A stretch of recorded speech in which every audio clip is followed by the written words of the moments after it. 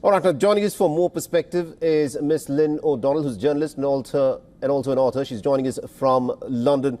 Ms. O'Donnell, this is a pretty critical moment. The fact that Pakistan has been running these proxy terror outfits, it's been using these terror outfits as instrument of state policy is fairly well known. And India has been repeatedly telling Pakistan that the perpetrators of terror attack need to be brought to account. In the aftermath of the Pahalgam terror attack, India has carried out these punitive surgical strikes. In your assessment, will this be enough to make Pakistan change its policy of using these non-state actors for carrying out its nefarious deeds? Well, I think that the assumption is that Pakistan is upfront and quite open about its use of proxy actors in its relationship, if you like, with India, and it has denied that it was behind the Pahalgam attack, and it has also consistently denied that it has ever been a supporter of terrorist groups. So I don't think that you're going to get Pakistan coming out and admitting that it is a supporter of LET Ms. or... O'Donnell, if I can just interrupt you there. Just a few days ago, the sitting Defence Minister of Pakistan, Khwaja Asif, had admitted that these proxies have been used by the Pakistanis. He, in fact, went on to state that Pakistan has done the dirty work for the Americans and other West nations in the past. And it is the same strategy that Pakistan has used in the Kashmir as well. Other Pakistani leaders like Imran Khan, Pervez Musharraf have gone on record admitting that they've used these proxy terror outfits in India.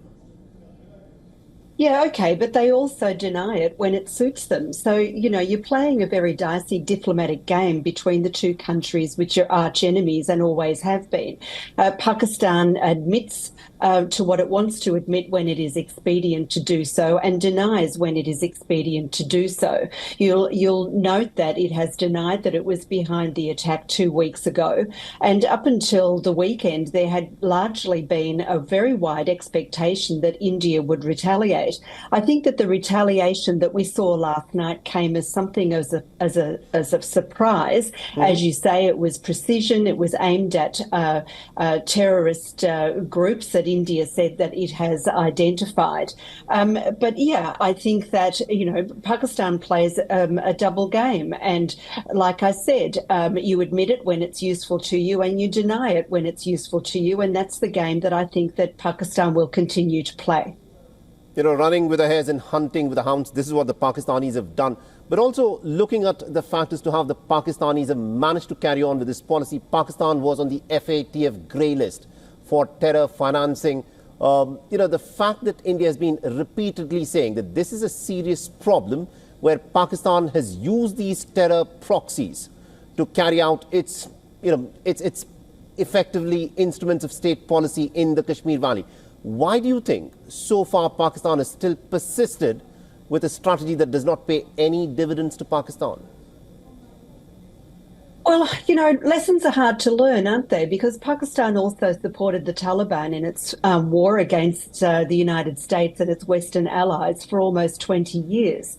And once it had won, tried to claim territory for its strategic depth policy, and has found that it's being bitten very hard on the hand by the Taliban in Afghanistan. So, you know, like I say, the lessons are hard to learn, and Pakistan still has this strategic depth policy in which it is trying to claim territory and whatever against India. And this, I don't think that this lesson has been learned. Right. We saw the Chief of the Army Staff a couple of days before the Pahalgam attack basically coming out and saying that India remained the enemy. He's somewhat of an Islamist, if you like.